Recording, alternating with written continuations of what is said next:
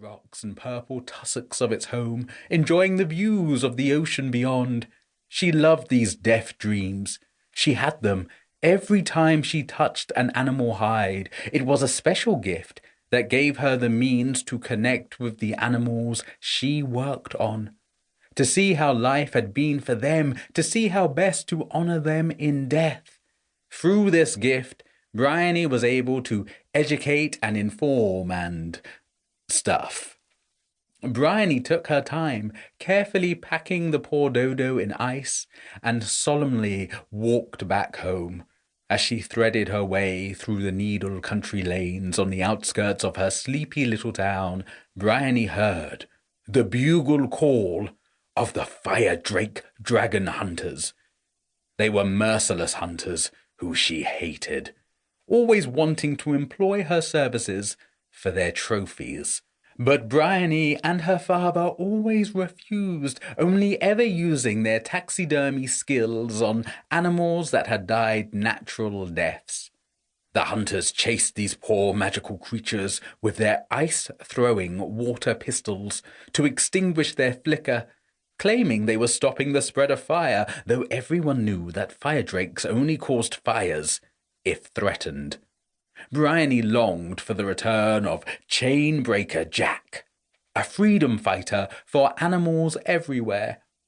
No one knew who he was, but he would appear wherever animals were in need. Chainbreaker Jack had saved fire drakes in the past, with his flowing robes and impenetrable shield, but he had not been seen for a very long time.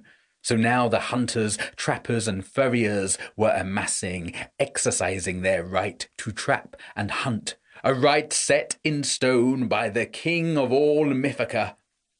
A flash of flame flew past as a fire drake zipped its fiery body around Bryony.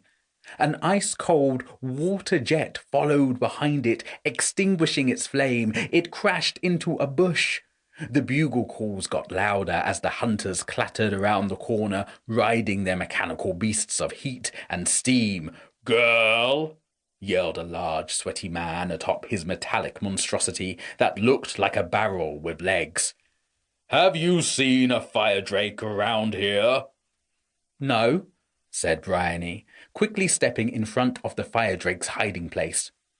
"They're incredibly rare." "Not rare enough, if you ask us," said the sweaty man as he tossed a sweaty flap of sweaty hair over his sweaty balding pate. "You look hot.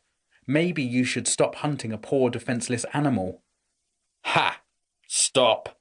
Never!" said the sweaty man before sounding his bugle and leading the hunters off on their mechanical terrors. Once they were gone, Bryony bent down to the bush and gasped. She had never seen a fire drake up close before. Most people only glimpsed flashes of flame in the distance. It was incredibly rare to see one extinguished and up close. It was gently smouldering, its skin was jet black and scaly, and its large green eyes looked scared. "It's okay. You're safe now. They've gone. You can go home."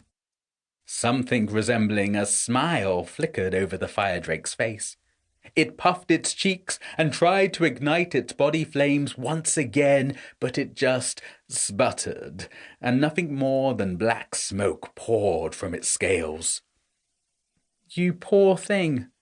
They got you with the ice water. You'll have to come with me until your flame is back." Bryony reached out her hand. The fire drake sniffed at it, crawled onto it, and continued on, up her arm, perching on her shoulder. "That's settled then. I think I shall call you Wet-tail, in honor of how we met." Wet-tail curled around Bryony's neck, his warm body comforting her as she continued home with her load of poor dead dodo. Chapter 2. The King. Bryony stuffed animal skins alongside her taxidermist father. Animals were her first love, and her tenderness towards them showed in her careful, respectful work that had educated the people of Mythica.